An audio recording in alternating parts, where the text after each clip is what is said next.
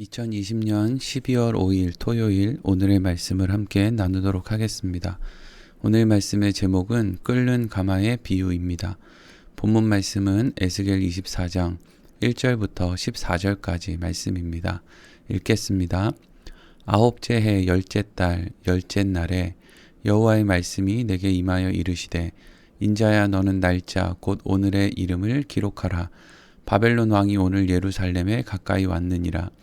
너는 이 반역하는 족속에게 비유를 베풀어 이르기를 주 여호와께서 이같이 말씀하시기를 가마 하나를 걸라. 건 후에 물을 붓고 양떼에서 한 마리를 골라 각을 뜨고 그 넓적다리와 어깨 고기의 모든 좋은 덩이를 그 가운데 모아 넣으며 고른 뼈를 가득히 담고 그 뼈를 위하여 가마 밑에 나무를 쌓아 넣고 잘 삶되 가마 속에 뼈가 무르도록 삶을지어다. 그러므로 주 여호와께서 이같이 말씀하셨느니라. 피를 흘린 성읍 녹슨 가마 곧 그 속에 녹을 없이 하지 아니한 가마여 화 있을진저 제비 뽑을 것도 없이 그 덩이를 하나하나 꺼낼지어다. 그 피가 그 가운데 있으며 피를 땅에 쏟아 티끌이 덮이게 하지 않고 맨 바위 위에 두었도다. 내가 그 피를 맨 바위 위에 두고 덮이지 아니하게 함은 분노를 나타내어 보응하려 함이로라.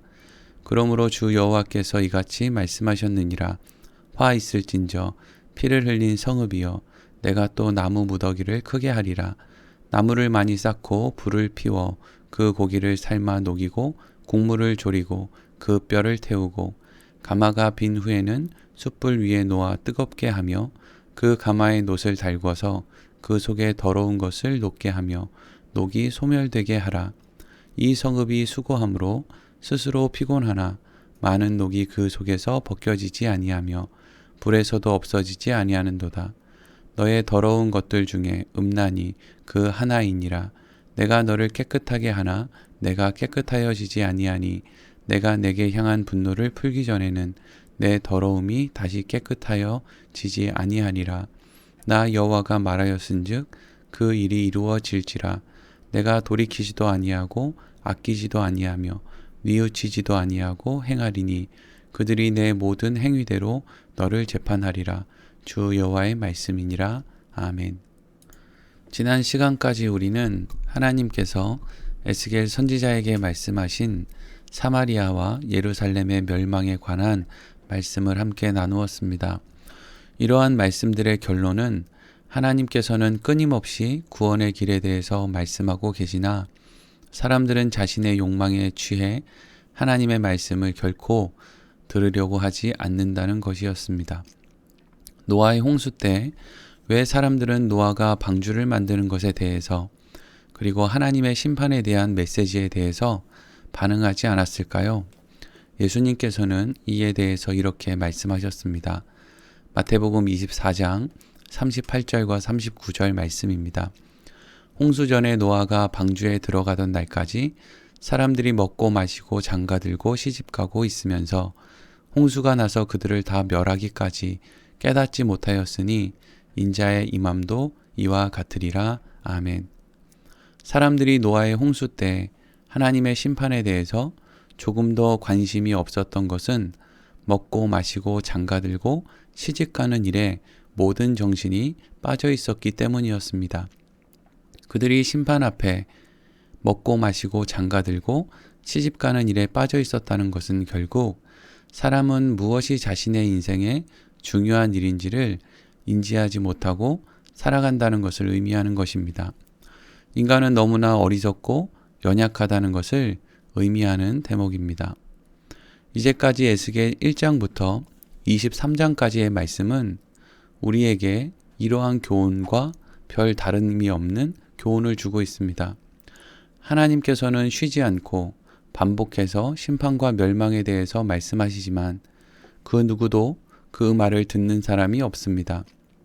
무엇이 자신들의 인생에서 중요한 것인지를 도무지 알지 못하기 때문입니다. 그래서 성경은 어떤 사람이 복이 있다고 말합니까? 하나님께서 각 사람의 인생에 개입하셔서 자신의 어리석음과 연약함을 깨닫게 하시고 메시아로 오신 예수 그리스도를 믿도록 해주신 이를 복이 있는 사람이라고 말하는 것입니다.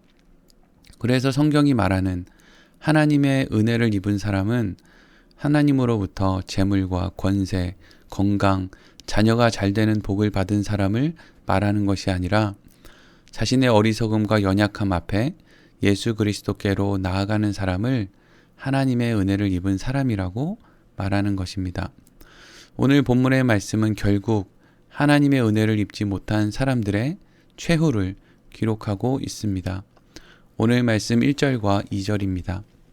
아홉째 해 열째 달 열째 날에 여호와의 말씀이 내게 임하여 이르시되 인자야 너는 날짜 곧 오늘의 이름을 기록하라. 바벨론 왕이 오늘 예루살렘에 가까이 왔느니라. 아멘. 오늘 본문의 말씀은 에스겔 선지자가 바벨론으로 끌려온 지 9년 10개월이 지난 때에 하나님으로부터 임한 말씀이라고 하는 것으로 시작됩니다. 에스겔 선지자는 약 BC 597년경에 바벨론으로 끌려간 것으로 보입니다. 그리고 그로부터 9년 10개월이 지났다는 것은 BC 589년경이 되었음을 말하는 것입니다. 그리고 남유다가 BC 587년에 멸망한 것으로 볼 때 이때는 남유다의 멸망이 매우 임박한 상황이었음을 말하고 있는 것으로 볼 수 있습니다. 하나님께서도 오늘 말씀을 시작하시면서 에스겔 선지자에게 바벨론의 왕이 예루살렘에 가까이 왔다라고 말씀하시므로 남유다의 멸망이 얼마 남지 않았음을 말씀하시는 것을 확인할 수 있습니다. 하나님의 심판이 어떤 사람에게는 더딘 것 같아도 이것은 반드시 이루어질 일이라는 것을 우리는 오늘 말씀을 통해서 확인할 수 있습니다.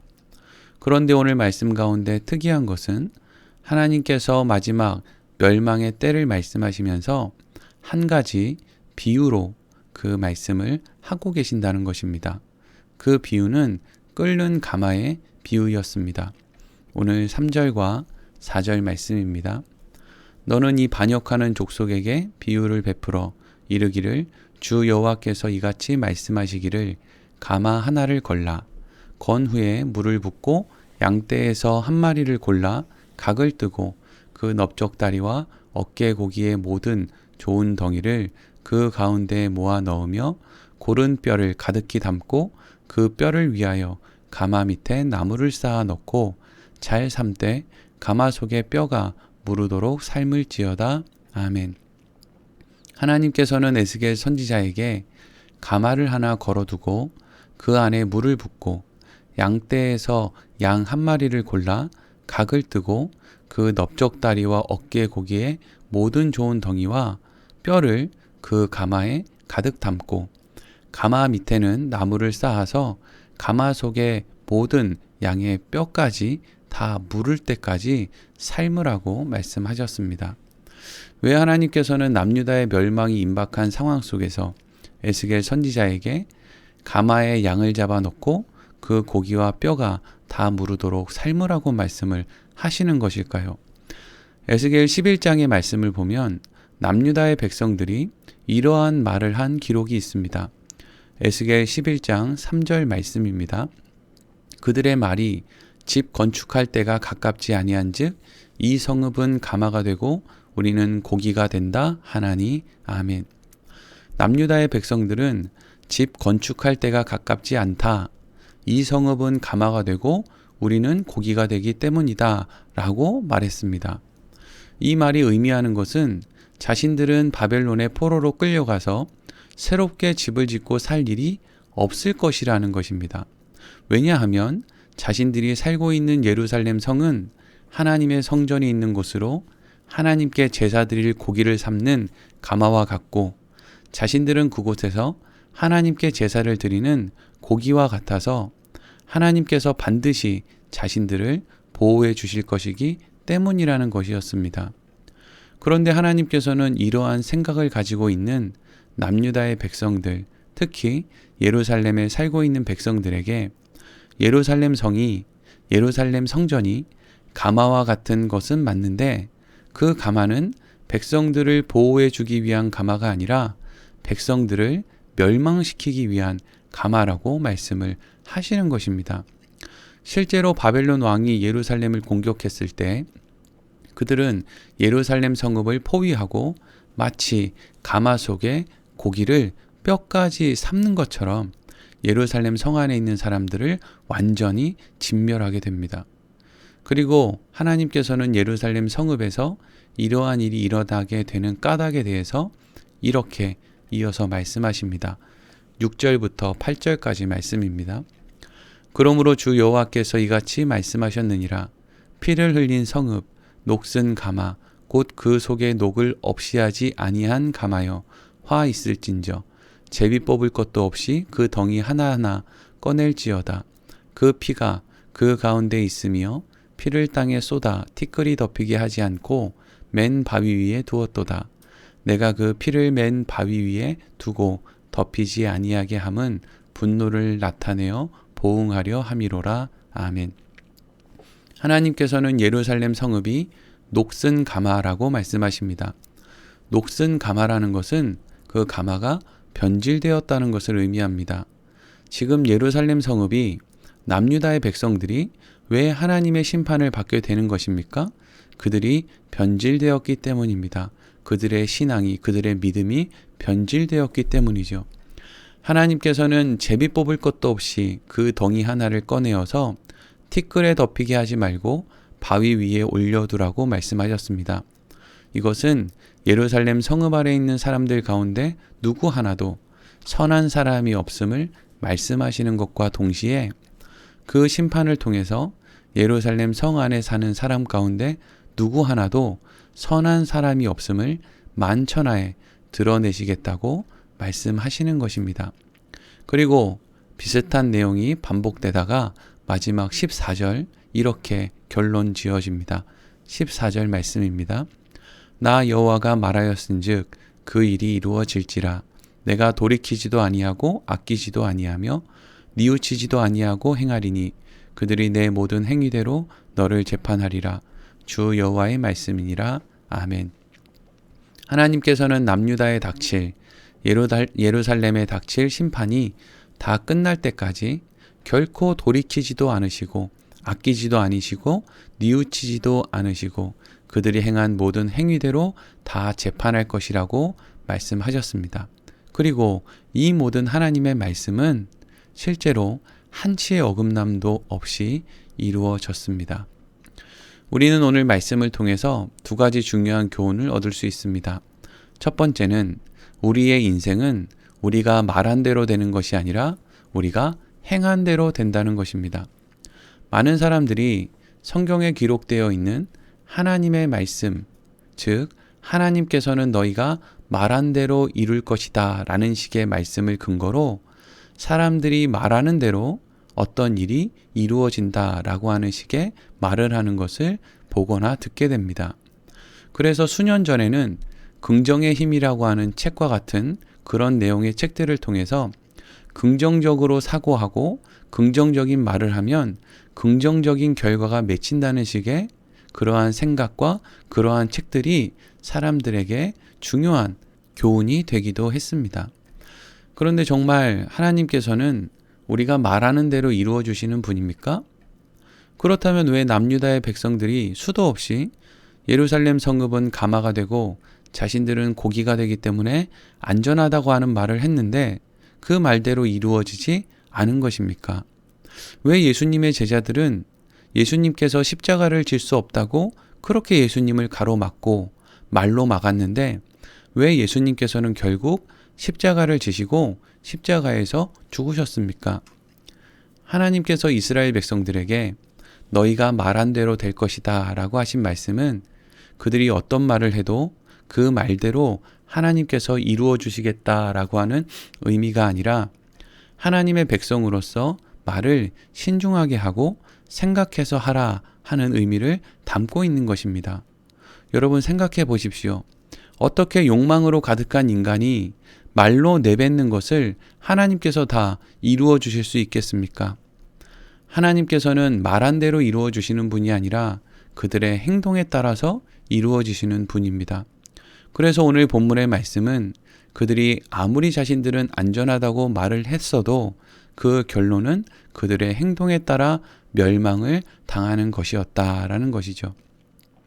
오늘 본문 말씀을 통해서 우리가 얻을 수 있는 중요한 교훈 두 번째는 하나님께서는 각 사람의 행위에 따라 심판을 하시는데 그 가운데 은혜와 긍휼을 잊지 않으시는 분이다 하는 것입니다.